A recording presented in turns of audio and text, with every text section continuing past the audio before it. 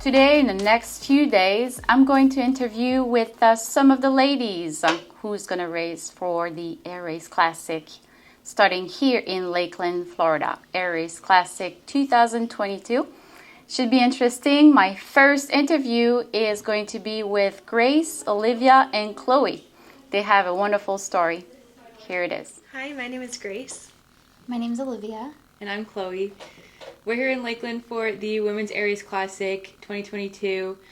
We're from Liberty University, but we're all from all over, and we're really excited to race this year. That's amazing. Grace, when was the first time that you knew you wanted to become a pilot?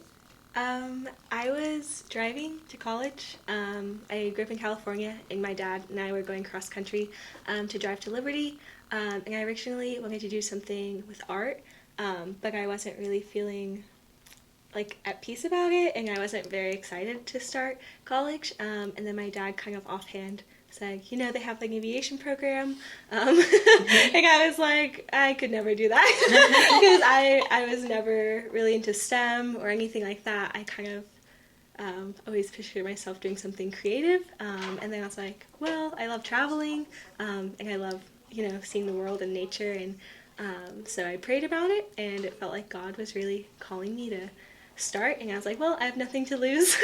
So yeah, and I did a discovery flight once before I started college, and I fell in love with it, and it's been so fun. Such a great story. Yeah. Thank you. Yeah. Olivia, how about you? So I am from Salisbury, North Carolina, and there is a local EAA chapter at the airport there, and they offer a summer camp for middle and high school students. And so I attended in 2017 for a summer camp, and there I was able to like kind of learn about aviation. I didn't know anything about it before, and at the end of the week I took a discovery flight, and I absolutely loved it. So then I went back again the next summer and ended up getting a scholarship through that chapter to get my private. So that just kind of kicked it off, and it's been a whirlwind since. That's so cool. That's so cool. That's a great story. Yeah. And Chloe, what about you? I had interest in aviation in high school, but I had no idea how to get into it. I didn't know anyone in aviation where I'm from. And so then I kind of got turned off to it because I was like, I have no idea how to become a pilot. So then I was interested in biology and chemistry and stuff, and I thought I wanted to be in the medical field. So when I came to college, I was actually a biology major. And then my roommate freshman year was in aviation, and we would never talk about what I was doing in class. We always talked about what she was doing, and I was like, that sounds awesome. I think I want to do that. So a month into school, I changed my major, and I've just been flying ever since. That's it. Yeah. Really cool. Really cool. And is it your first time doing the Air Race Classic? It's my first time. It's your first time? Yeah. Chloe's my instructor, actually, for my private license, and she was talking about it. So that's how you got involved. Yeah. Wonderful. Yeah, it's also my first time as well. Yeah, I hadn't been involved before. They didn't have it last year, like for Liberty to participate, so that was the first time I did it. And who inspired you to participate? Actually, Chloe as well. Yeah. Her and Gretchen, who's was a CFI at Liberty, they both talked really well about the Air Race. Like, they enjoyed it so much, and I was so excited. I was really hoping we'd be able to participate this year. Yeah. So yeah. Oh, that's really cool. Yeah. It's my second race. I did the Derby last year, but it's my second full race. Okay, and who inspired you? We had some older instructors that they were the ones that told me about it, and one of our old Air Race coaches actually helped me get involved and get ahead in my flight training, so I would have the PIC time to be able to fly the race my first year. So she helped me out a ton, and she's the one that inspired me to do it. That's wonderful. Yeah. Wonderful. Well, thank you so much. Yeah. Thank you.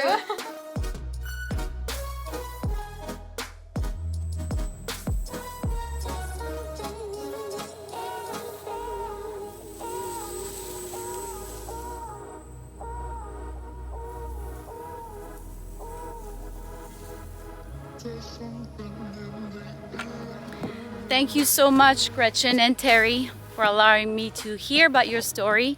The Skyline looks amazing. All the best with your aviation adventures, and we'll talk soon. Here's the interview.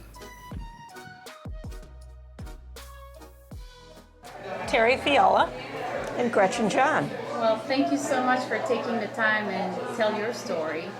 Terry, when did you know that you wanted to become a pilot? Honestly, it was as an adult, probably 15 years ago. I always loved looking at airplanes and going to Oshkosh and picking out my favorite ones. But for some reason, it never occurred to me that I could actually learn to fly those airplanes. And then later in life, my husband learned to fly, and I started saying, oh, well, take me here, take me there. And then he said, you know, you need to get your own license. And so until that point, nobody ever said, you can do this. And so then I went, oh, well, what does it take? And so really, embarrassingly enough, it was probably like 15 years ago. And I credit him for giving me the idea that, yeah, you can do this too. And is it your first time racing? Yes. It's your first time. Indeed. That's really exciting. I know. And you're teaming up with Gretchen. True story. And Gretchen, where are you from? I'm also from the Denver area, and I learned to fly in the Denver area. Oh, wow. Yeah. See, I've always loved airplanes. In fact, I played with my brother's airplane models when I was growing up, but I had no role models to show me that flying was a possibility. And I too credit my husband. Not long after we got married, he decided to take lessons, and I flew right seat with him for, 4 or 5 years. He kept encouraging me, but it's like, hey, I'm doing the radios, I'm doing the flight planning, I'm doing all of these things. What's so special about being in the left seat? And it wasn't until he was gone for 3 weeks on a trip with a buddy that I realized that we weren't flying.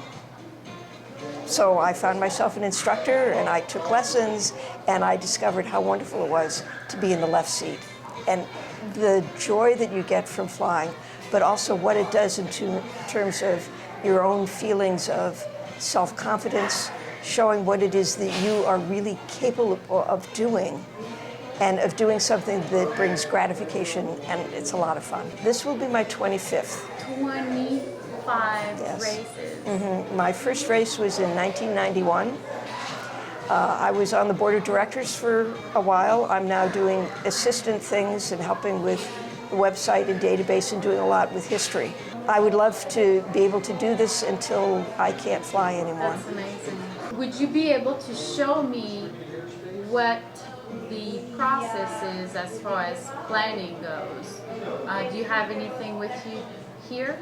So the process started several months ago. You need to be assigned a handicap speed, and the way that happens is you fly a standard pattern, and the data is analyzed to come up with your average speed on that standard pattern. So based on that, you're assigned, okay, this is your handicap speed. And then on the race, our job is to beat our own handicap speed by as much as possible. And how do we find the handicap speed? So you fly a standard pattern. I'll give it to you in pilot speak. The standard pattern is flown at 6,000 feet density altitude, which if you do the math in Denver, that's a bit of a challenge because our ground is at about 5,600 feet. Yes. So we had to do it on a very cold morning to be able to fly safely above the ground at 6,000 feet density altitude. Then you go full throttle, give it all you got, go as fast as you can, do 3-minute legs in a box pattern. With a little tracking device. With a tracking device. Okay. And then when you're done, you send the data from that tracking device to the judges. Okay. The judges then analyze that data and look for those stable 3-minute legs and come up with an average speed that your aircraft flew for those. And you can pick any day, any time. Yep. Has to be 6,000 feet density altitude and light winds. Okay. So that's challenging in Denver, Yes. but that is the equalizing factor among all the airplanes. So if everybody flies it under the same conditions, everybody should be getting correct data for their airplane. So I did that back in April, and now our mission is, well, how do we beat that handicap speed? I see. So whatever you've flown in the past to qualify, you have to beat that handicap speed. Right. Yep, beat the handicap speed. Okay. Okay. And the way we do that is, Okay. You fly as direct a course you can from each of the checkpoints along the way. And any deviating left and right or up and down is adding distance and slowing you down. Of course. Of course. So being very precise. And then you look to see, what are the winds like? And so that helps you pick your altitude. You want to find where you either have the best tailwind or the least amount of headwind. And because of the length of the course, 2,500 miles, there are 9 checkpoints along the way, you have 4 days to do it. You look to say, well, what's the best day for doing each of these legs, knowing that I have to do them in order, and knowing that I can only do it when it's daytime, when there isn't weather and clouds to obscure my visibility. So no IFR. No IFR, no nighttime. You choose where you want to spend the night, but you have to be at the terminus by 5 o'clock on the last day. Wow. So planning, and sometimes that means that you need to take a headwind Right. in order to be able to get there in time, or in order to be on the ground by sundown, official sundown. Yeah. And so what you do is you look at the charts. Can you see this chart? No, I did not. Show me the chart. Okay, this is just a piece of the route. And you can see our projected route in that blue line. Okay. Straight blue line, no deviating left, right, up, down, if you can avoid it. Okay. But, sometimes you might want to be low. So you can see where we have a red circle. Yes. Yes, if we're a little low, watch for that. Make sure that we're above that. Okay. And sometimes there are airspace obstacles, like you see the pink Yes. around the airport. Okay, that means that there's a tower. We have to talk to them if we go through their airspace. Most of the time, they'll be happy to let you go on your blue line, but sometimes they're not, particularly if it's busy. So we have to plan ahead. What's our strategy if they're busy? Okay, do we go through and let them say, no, you're going to have to go left, right, whatever? Or do we listen in ahead and say, this is too much, so either we're going to go up and over or we're going to go around. Okay. And Okay. in this case, up and over would be? Okay, 2,700 feet is up and over, and around would be, let's see if I can move my line. Oh, it's being grumpy here. There we go. There you go. So we move our line around. Okay? Because it's important for us to have as little deviation left and right, up and down, because that adds distance, that adds time. Yeah. So it's challenging as a pilot. It actually, it's good practice. Yes. excellent Very practice. good practice. It sharpens your skills Absolutely. like nothing else. Yes. Particularly, I think of the college teams. Many of them haven't flown all that far away from their home base as they're learning and getting their licenses. That's why so many of the universities sponsor teams. For instance, Auburn University has got Great experience. 3 teams. Fabulous experience, generally 3 of them in the cockpit. Seeing the countryside, going to airports they have never been to before, seeing what general aviation is like, pumping their own gas. Amazing. And that translates into, if they want to make a career as a pilot, Yeah. that's something they put on their resume. Yeah, that's huge. The airlines That's big. look really favorably on the Air Race Classic being Really? part of their resume. You bet they do. That's good to know. Yeah, Amazing. Well, thank you so much. It was a pleasure talking to both of you. it's a pleasure talking Thank to you. you. too. Thank you. Our next team is Team 37, Susan and Joyce. Here's their story. Is it your first Air Race Classic? This is. I am a rookie racer this year, so I've got a lot going on. I'm trying to figure out where to fit in and how to do it, but what I'm really loving is asking the veteran racers what their favorite race experience was. I think you could do an entire episode on that, because Wow. there have been so many great ones. Different stories. Yeah. Huh? Yeah, but it's nice. I mean, a lot of these women started flying when it was really weird, right, for women to fly, when it was something that they had to really push against culture and society to do. And so just seeing them now, I wonder what that, I haven't asked anybody yet, but what's it like for you to have flown in such great adversity, but then now be surrounded by like all of this community? You know, is that a positive or a negative? So, yeah. That's awesome. Well, welcome. It's really Yeah. nice. I'm excited. You. Yeah. I can't wait for you to fly. Yes. I'll get it scheduled at some You're point. gonna do it. Yes, eventually, for sure.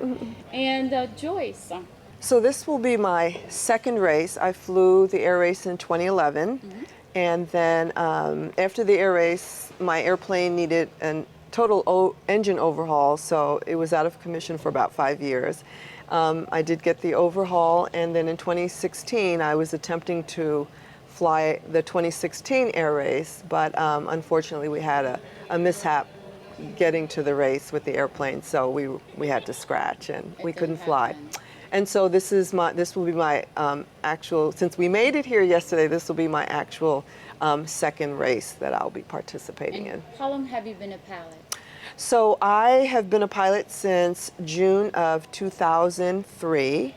I did all my training in Washington, D.C. I started learning how to fly the week before 9/11 in Washington, D.C., and then I got my private license in June of 2003. It took a while just because everything had changed after 9/11, airspaces, rules, security, and so forth. So it took a little while, flying. And I was in the military at the time, so I was flying when I was learning while I was still on active duty. But I got my license in June of 2003, and then I got my instrument rating in November of 2003. I went to a course for 10 days and just intense, high intensity training for my instrument rating. So, What would you think that the traits of a pilot, what would you say that the 3 major personality traits of a pilot would be? For you, what it would be? Well, that's a tough one. Organization. Being organized. Yeah. I mean, there has to be a certain level of, I don't want to say fearlessness, but you have to have a certain level of working outside of your comfort zone. I think so much of aviation is the ability to get outside of your comfort zone and understand, just to constantly be finding the edge of things. I'm going to say that is it. And then just being able to remember a lot of stuff. yeah, So, yeah. when you decide that that's what you want to do with any big challenge, it's commitment. Commit yourself to it, and it has to be a mental commitment, an emotional commitment, and just persist. You have to be persistent, and be able to be resilient when you have come through difficulties and everything. But I think laser focus on that goal, no matter what, because you'll get through that, you'll get past that, and the hunger, I think you have to have a certain amount of hunger for it. Yeah, Absolutely. absolutely, because it's difficult. It's difficult work, it's difficult learning. Yes. And I think fearlessness is the wrong word to use, because you have to have a very serious level of fear. You have to be afraid enough that you do the right thing. Yes. And that you can roll with Yes. an emergency. Yeah. Yes. So it's kind of balanced. An like that. example of that is when we had our mishap in Prescott, Arizona. It was on the way to the race in 2016. It's amazing how much you know. And then in the midst of adversity, it comes out, and I just remember when we were, we called an emergency, and then we just kicked into gear and did what we knew. So I think, when you're training, you have to take it seriously, and it's amazing how much our brain does, absorb and keeps and retains. Amazing. And then in the moment, it comes out. It's just second nature. You just do what you were taught to do in the training. It just comes in, it comes out. Yeah, automatically. I don't know if you've ever had an engine out. Have you? No. Yeah. Besides training, the Yeah. only thing that I've had was just manual gear extension. Yeah. And that was not fun. I had an engine out doing a mock check ride right before I got my private. And it was interesting because even at that level, you know, you're just like, you're grilled so hard and it's just drilled into you what to do, what to do, what to do. And you think like outside of that, you're like, if something like that happens, I absolutely won't remember. But I remember when it happened and we just went totally silent. We made eye contact and then our hands just started flying, right? And fortunately for us, we got the engine back up. And so we didn't have an off-field, but yeah. It could have happened. Ours didn't, but what's the weirdest thing is when, you know how like you're in training and, you know, your instructor pulls the power and, you know, you still hear the hum of the engine. So, you know, so you go through your procedures. There's nothing like there's nothing like dead when silence. there's dead silence, that is deafening. And we were just like, oh, and then we just, okay, switch tanks, put on fuel boost pump, you know, try to start, you know. And so you just do. You do it, so. That's cool. So if we want to follow your journey, your personal journey, how can we reach you? Well, I am on Instagram at Flying the Fields. No punctuation in there, just Flying the Fields. That's our family flying page. And also on Facebook. Okay. And we do have a team website, Team Bessie. It's called Team Midwest Bess. Susan and I, that's our website. And on there is a link to, if you open up the home screen, right in the middle, it says follow us. And you just click on that and it will take you to the Air Race Classic map progress. And then where you can see all of the racers and you can see Team 37, wherever we're located, wherever we spend the night, you'll be able to follow us that way. That's awesome. And then I'm also on Facebook. Okay, very good. Well, thank you so much to you both. Thanks. Thank you. I hope to see you at another race. Yes. We'll plan I expect ahead. it. Yeah. Team 39, Janae and Maddie. Let's hear about their story. Beautiful skyline here again.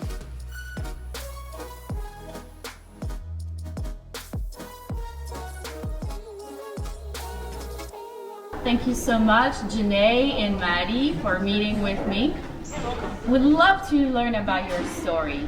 Maddie, please tell me where you're from and how long you've been flying. Okay, so I grew up in Warsaw, Indiana. I now live in Southwest Missouri, but I've been flying since 2015, so about 7 years. So when I was younger, I thought it would be cool to learn how to fly. But then my senior year of high school, I had a friend who knew I wanted to learn how to fly. She said, hey, my uncle's coming in and he's flying with an airplane he built. Do you want to ride along? And so it was the first time I'd ever been up in a small airplane. And I went up and it was, that's when I realized that's exactly what I wanted to do. So that was your discovery flight? Yes, it was. That's amazing. That's amazing. Is it your first time racing? It is my third time racing. Third time racing. When was your first time? 2018. And how did it go? Well, the weather, there was a bunch of weather that came in that year, and so 6 of the legs were canceled. So we only raced 3 of the 9 legs, and it was even more so dependent on like who won that year, and so it was just a lot of fun. We learned a lot. Yeah. And I think that's really what this is all about. Exactly. It's really challenging your experience and learning from those experiences as well. Absolutely. Yeah. Really nice. And Janae, I don't think it's your first rodeo.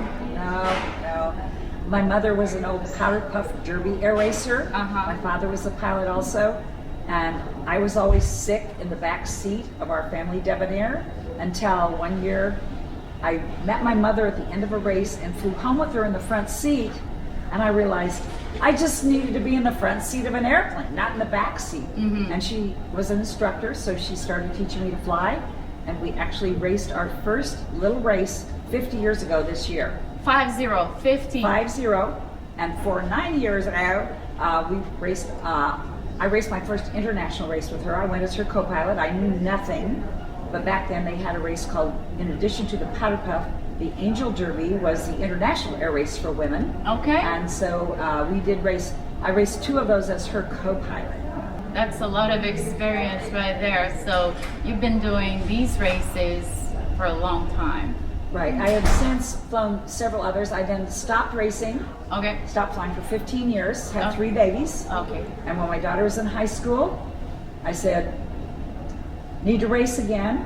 And I got my mother out of retirement. My mother was 75 years old. She came back to the medical, physical, got my daughter's student pilot license, and we became the first triple generation of women to ever race in the Air Race Classic. And we raced it in 1999 when my daughter was in high school. That's so cool. That's so cool. Does she fly still? No, I over-mentored her, and she has got her own company, and she's a professor up in Canada right now. So. Okay. Yeah, and that's okay. Maybe she's gonna get back into it at some point, you know. Okay, well, thank you so much for your time. I really appreciate the both of you, and good luck with this race. Thanks. Thank you. Thank you, Valerie. We'll see you soon. Next, I interview Autumn and Emma, Team 38. I think you enjoyed this one as well.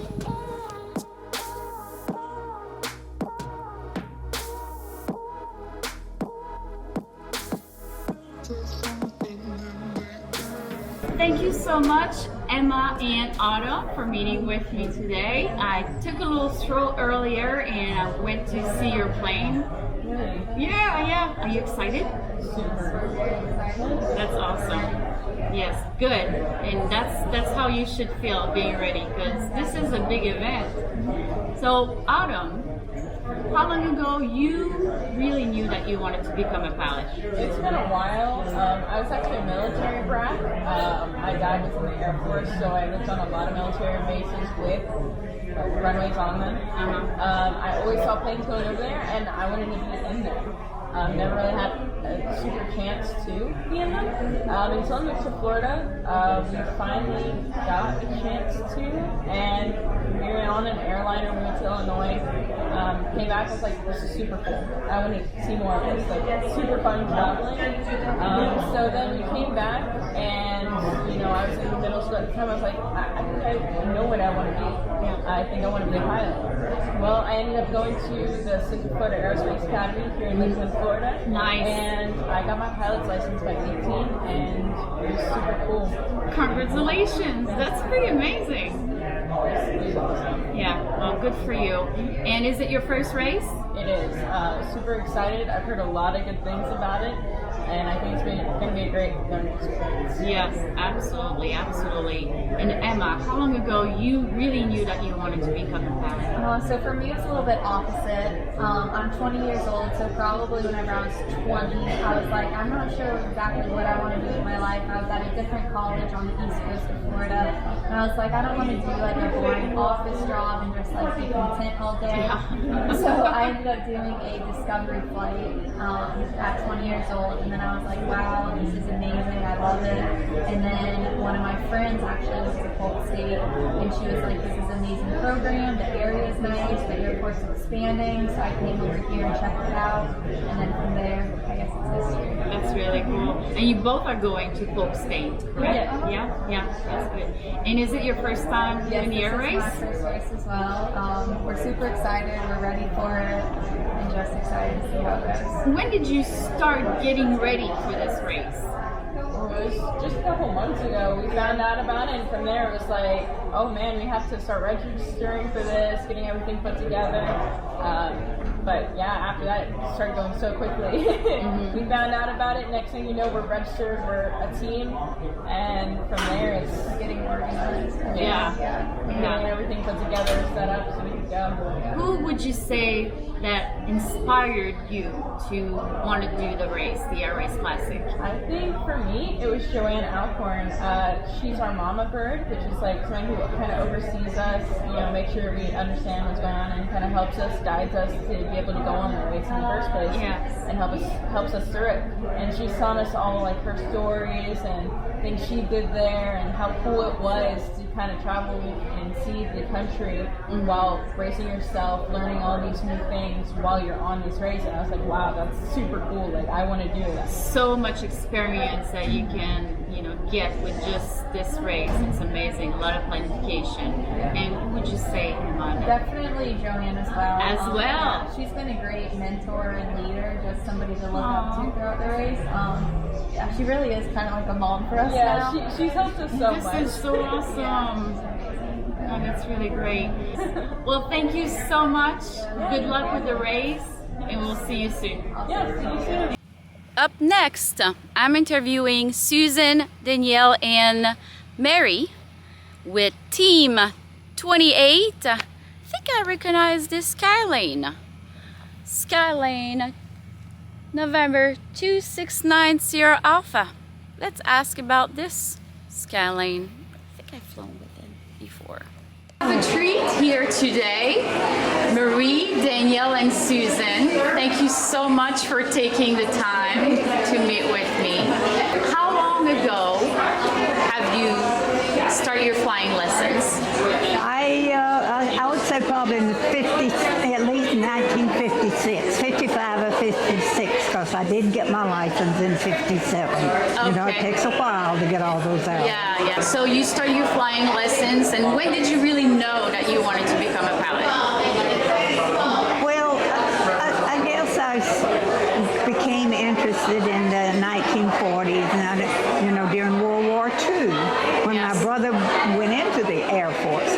Probably as a teenager, as most of these people are, I'd never even seen an airplane. I didn't know anything about airplanes. So this is something new and something different. And, you know, I want to do that. My brother's doing that, so why can't I? Yeah. So did you have like a discovery flight? Was there any discovery flight back then? Or you just went to the airport and you said, I want to start flying lessons?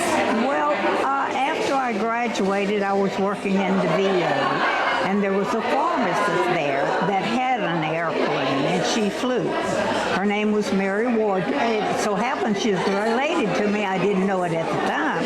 So I went up and talked to her, and I says, well, I want to fly, you know, too. So she says, well, go out to the airport and, you know, talk to them. Because of my interest in aviation, that's how I met my husband, who was in the Air Force. And he was an instructor pilot in the T-33s. So he supported all of my aviation interests. As a matter of fact, he kind of got me, I guess, enrolled to fly in the Powderpuff Derby back in 1960. Oh my God.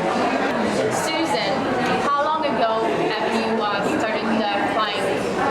Well, I remember flying in my dad's lap. So we started as youngsters, and so he would have us in his lap, and we would learn how to control the ailerons. We of course couldn't reach the rudders at that point. But he was an instructor and started us out pretty young. So we would that was our treat on Sundays, is we would all go to the airport, and my brother would get to fly a little bit, and I would get to fly a little bit. We would go out and have a little lunch with family and friends from the airport, and we would just sit in the hangar, and that's what our family did. I mean, we went to the airport, so it didn't seem like anything special to me as a youngster. It was nothing. It was just what we did. But then, obviously, as I got older and realized how very special it was, then you know it became a whole lot more important to me. Very fortunate. But her dad was an instructor pilot for the Air Force, so they got good training. Habits are made very young. Bad habits can be made very young, and good habits. So and you have to really learn those good habits. For sure. And Danielle, you are a pilot. Not just yet. Not just yet. I am working to get my license. So right now I'm just building my hours. I'm just trying to do my cross country here soon. So I will be an official pilot, I guess, here soon. You solo? Yes, You solo. Okay, so that's really good. Congratulations. Thank you. Yeah, that's really good. And having this experience with the Air Race Classic, is that going to be your first Air Race Classic? This is going to be, I believe, my third or fourth one. Third or fourth, and is it your first Air Race Classic as a student pilot? No, she was a student pilot before. The first two, she was a student pilot, but she had not yet soloed yet. So she had enough hours to be able to compete, which is 8 hours, but she had not soloed yet. So then this is the first one that she's actually going to fly some legs in. Okay. But now she went at the time she flew. She was the youngest person to be able to fly in the airplane. She was 15, and she's been the youngest one to compete. Thank you so much for your time. I really appreciate all of you, and good luck with the race. Thank you. And if anybody out there wants to do it, go for it. Absolutely. Yeah, absolutely. Thank you.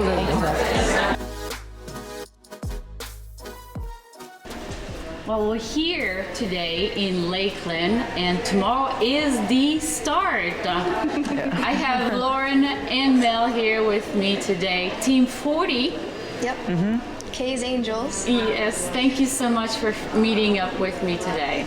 Mel, how long ago have you started your flying? I started flying in 2016, but I've been a pilot since 2018. I'm a CFI. I'm also a drone pilot. I instruct with Civil Air Patrol, and I volunteer just with other organizations as well. And where are you based out of? We're based out of New Garden in Pennsylvania, but also Wilmington in Delaware. And what about you, Lauren? When did you find out that you wanted to become a pilot? I actually hadn't even thought about flying a plane until I started working at Boeing, and then talked to a few pilots at work, and they said, you know, we have a flying club, like you could get your pilot's license. And then I started thinking about it. I was like, yeah, that sounds pretty cool. All right.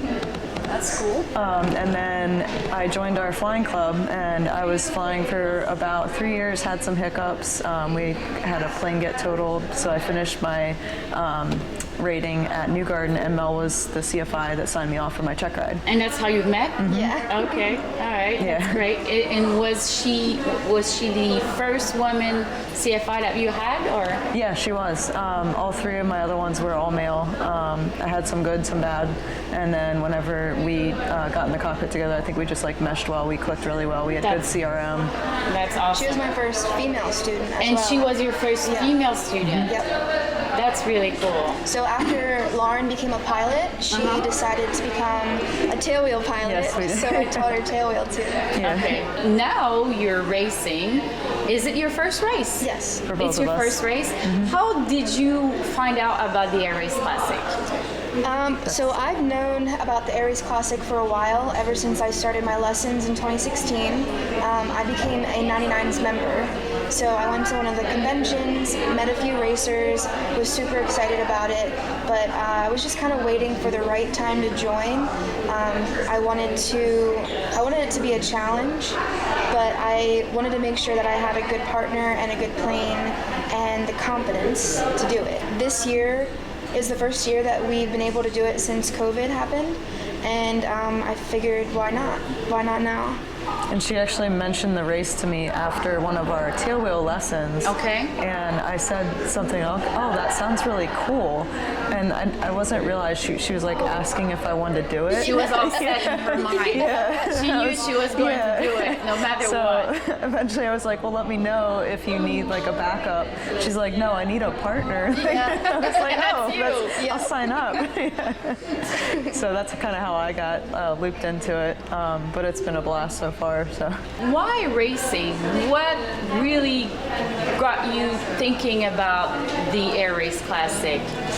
So I'll start. As an instructor, you end up being in the pattern a lot. Everyone talks about, instructors kind of just staying local. We do a lot of private instruction. Not far.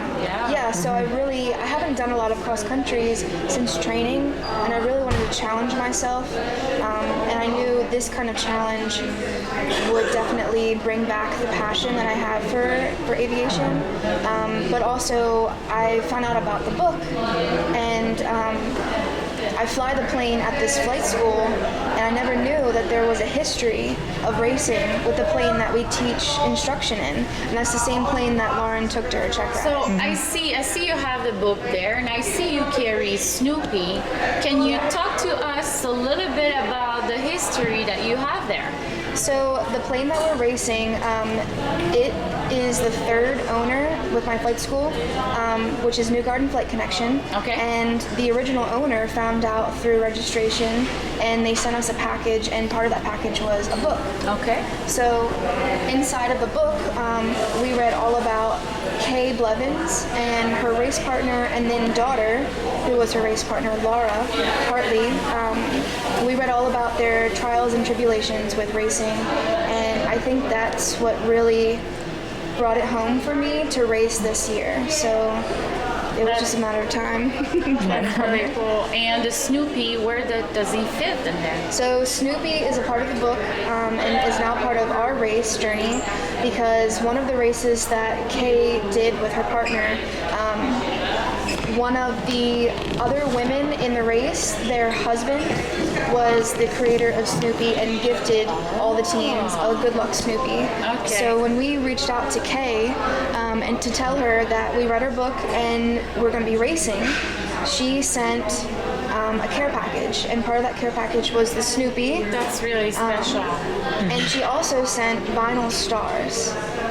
So if you want to So the stars, tell us about that? Yeah, the stars she originally used as sponsors to help fund for the race, and so we decided to replicate that idea especially once she sent them. So we have the same stars on our plane, and we plan on putting our sponsors' names on there, and then mailing them back to them whenever we land as just like a thank you. And like this star was with us along the whole journey. That's just the stars they're part of the bicentennial paint job. So the 1976 is when it was made. That's just such a special plane for you to race with. What personality trait you would say that it is needed for a pilot to start flying or just even thinking about aviation? I would say that you need to develop some self-confidence, because I think I definitely struggle with that, and I still do, because I think some sense of humility is also important. Absolutely. But I think that just kind of like giving yourself that reassurance that you can fly, you can go on your first solo, you can go on your first cross country, and you can go to your check ride. Like that was something that I think I had to learn along the way. And this race will definitely show you that you can get there. It will give you more self-confidence. That's going to be a great experience. Yeah, this I'm hoping will definitely help me with my cross countries. Yeah, so. Yeah, for sure. How about you, Mel? What'd you say? I would say persistence. I've had a lot of challenges in order to get to where I'm at today, and I think that through everything, I kept a clear head and I knew what I wanted, and I didn't stop until I got it. Yeah. So I would say if you want to be a part of aviation, you definitely need to develop some tough skin, because there are a lot of people out there that want to knock you down. Absolutely. And they're jealous. Yes. But I would say keep being persistent and consistent, and just find a couple girls or a local support with the flight school or an airport, and just create your own support system. Persistency, consistency, practice, and have your team that are cheering for you. Yeah. Absolutely. Those are great traits, and I totally agree with everything. And didn't you get your seaplane license? Yeah. Yeah. So while I was down here, I figured, what better time than while you're in Florida, the hub of seaplane flying, besides Alaska. And I signed up a long time ago, because they're pretty booked. Yes. And where did you go? I went to the Jack Brown Seaplane Base. Jack Brown Seaplane Base. They're the best. That's where I went. Yeah, exactly. Yeah, that's beautiful. Yeah. Any last word you'd like to share with the young pilot, future pilots out there?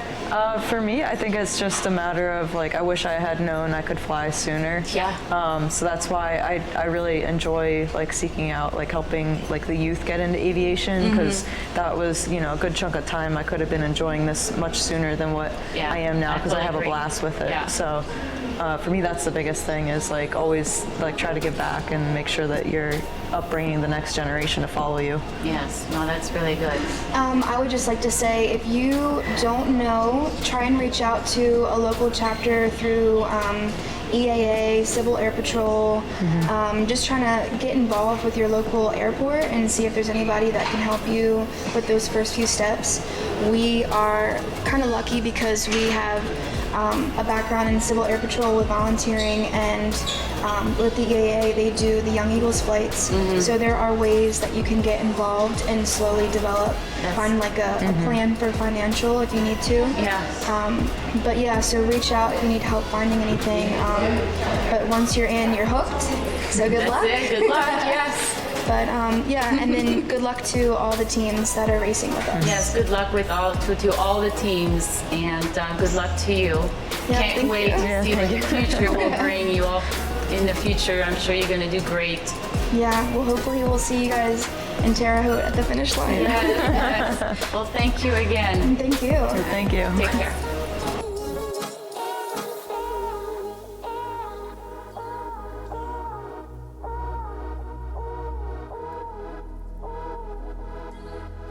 There's something in the air.